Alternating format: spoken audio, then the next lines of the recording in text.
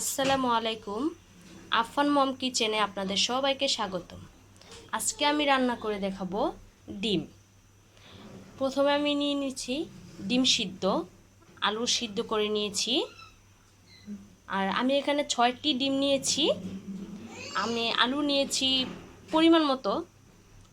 আর এখানে নিয়েছি হলুদ গুঁড়ো 1 চা চামচ, মরিচ গুঁড়ো 2 চা চামচ, আদা রসুন বাটা 1 চা চামচ, ধনিয়া গুঁড়ো 1 চা চামচ, জিরে গুঁড়ো এটা ভাজাটা, জিরে গুঁড়োটা নিয়েছি 1/2 চা চামচ, লবণ পরিমাণ মতো, ধনেপাতা কুচি নিয়েছি, এখানে পেঁয়াজ কুচি নিয়েছি, এখানে টমেটো নিয়েছি বড় সাইজের আমি 4টি, আর এখানে কাঁচামরিচ নিয়েছি 3টি। চলুন এখন আমি আলুটা ম্যাশ করে নিব। এটার সাহায্যে আমি ম্যাশ করে নিব। আপনারা চাইলে গ্লাসের সাহায্যে নিতে পারেন, হাতের সাহায্যে নিতে পারেন। এখানে আমার আলুটা ম্যাশ করা হয়ে গেছে। আমি এখন চলে যাব রান্নায়। প্রথমে আমি একটি হাঁড়ি বসিয়ে দিব, চুলাটা ধরিয়ে দিব। এখন আমি পেঁয়াজ কুচিটা দিয়ে দিব।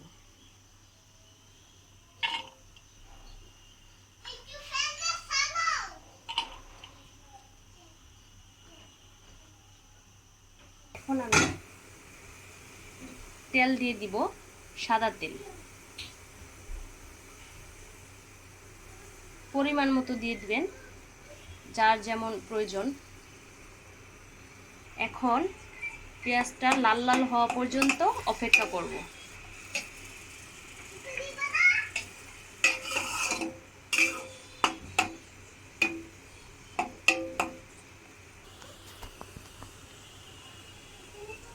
পেঁয়াজটা আমার হালকা ভাজা হয়ে গিয়েছে, এর মধ্যে একটু নেড়ে দিই। এখন আমি আদা রসুন বাটাটা এর মধ্যে দিয়ে দিব, যেন কাঁচা গন্ধটা চলে যায়।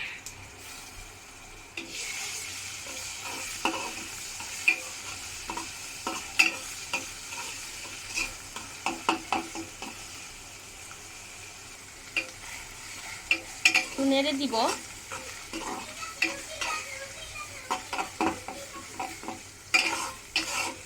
আর একটু অপেক্ষা করব লাল লাল করে ভাজা হয়ে যাওয়ার পর্যন্ত, আর আদা রসুনের কাঁচা গন্ধটা চলে যাওয়া পর্যন্ত।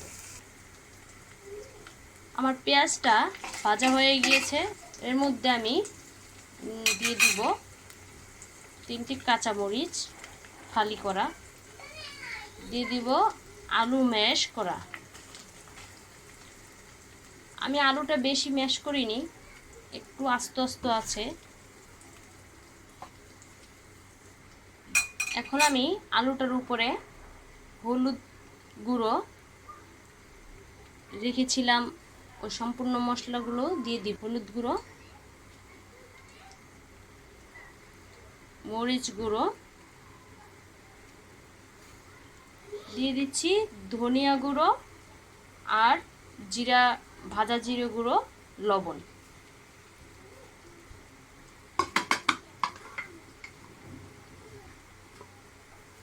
একটু নাড়া দিয়ে দিব।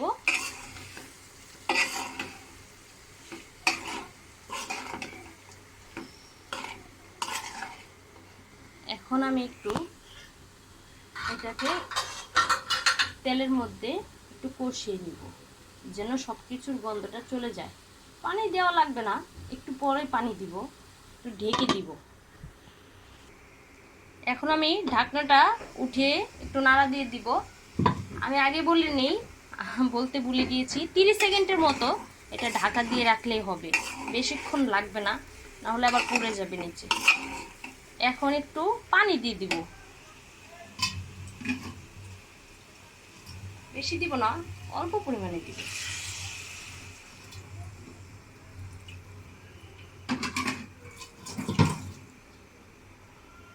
দেখে বুঝতেই পারতেছেন যে আমি কতটুকু দিয়েছি পানি। দুটো পানি দিয়ে এখন এটাকে একটু কষিয়ে নিব। এটার মধ্যে আমি টমেটো কুচিটাও দিয়ে দিব, একসাথে কষিয়ে নিব।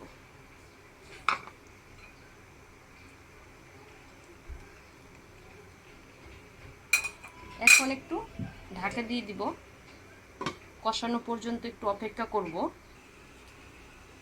একটু নেড়ে দিব।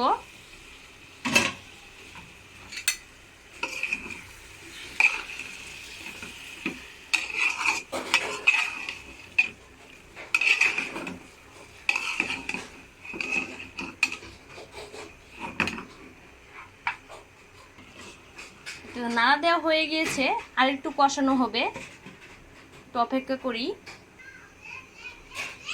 আবারও ঢাকনাটা উঠিয়ে একটু নাড়া দিয়ে দিব।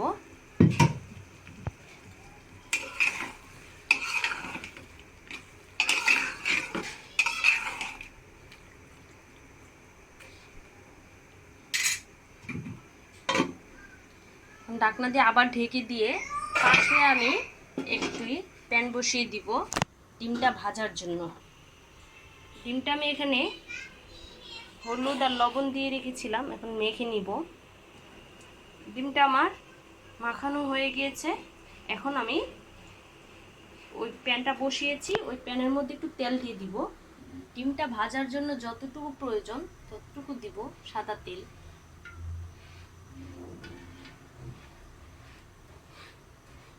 ডিমটা দিয়ে দিব।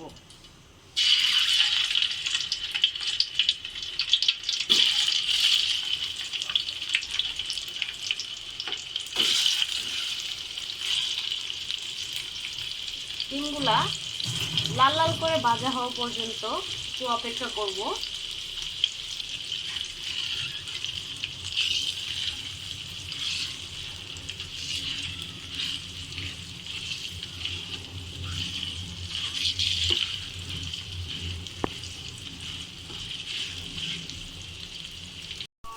ডিমটা আমার লাল লাল করা ভাজি হয়ে গেছে।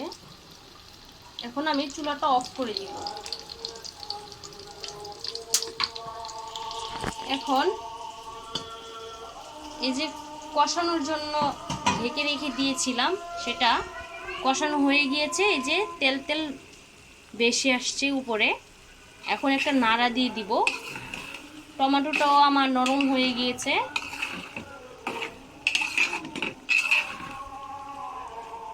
এর মধ্যে আমি পানি দিয়ে দিব। আমার যতটুকু প্রয়োজন আমি দিয়ে নিয়েছি পানিটা। আপনাদের পছন্দ মতো পাতলা খাবেন না ঘন খাবেন সেটা আপনারা দিয়ে নেবেন। ঢেকে দিব। এখন বলক আসা পর্যন্ত অপেক্ষা করব। বলক আসলে আমি ডিমটা দিয়ে দিব। ঝোলটা আমার বলক এসে পড়েছে। এখন আমি ডিমটা এর মধ্যে অ্যাড করে দিব।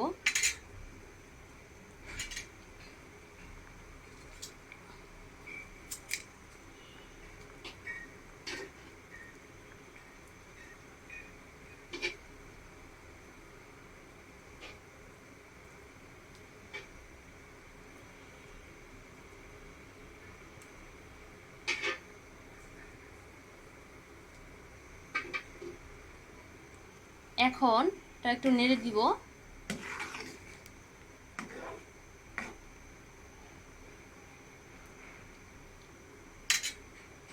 এখন আমি এটা ঢাকনা দিয়ে ঢেকে দিব। ফিরে আসলাম 5 মিনিট পর। 5 মিনিট পর ঢাকনাটা উঠিয়ে একটু নাড়া দিয়ে দিব। এখন ধনিয়া কুচিটা দিয়ে দিব। ধনিয়া পাতা কুচিটা যেটা রেখেছিলাম সেটা দিয়ে দিব। একটু ঢাকনা দিয়ে ঢেকে দিব। 5 সেকেন্ড অপেক্ষা করব ধনিয়া পাতার ঘ্রাণটা তরকারিতে মিশার জন্য। হয়ে গিয়েছে আমার তরকারি। আমি আপনাদের এখন দেখাচ্ছি পরিবেশন করে। আলহামদুলিল্লাহ, আমার তরকারিটা কালার এরকম এসেছে। দেখতে যতটা না সুন্দর হয়েছে, খেতে তার চেয়ে বেশি সুন্দর। আপনাদের যদি আমার রান্নাটা ভালো লেগে থাকে আমার চ্যানেলটাকে সাবস্ক্রাইব করে দিবেন, পাশে থাকা বেল আইকনটি ক্লিক করে দিবেন। আমি রান্না করার সাথে সাথে যেন নোটিফিকেশন পেয়ে আপনারা দেখতে পারেন। আমার চ্যানেলটাকে লাইক কমেন্ট শেয়ার করে দিবেন। আজ এ পর্যন্তই। সবাই ভালো থাকবেন। আল্লাহ হাফেজ। আসসালামু আলাইকুম।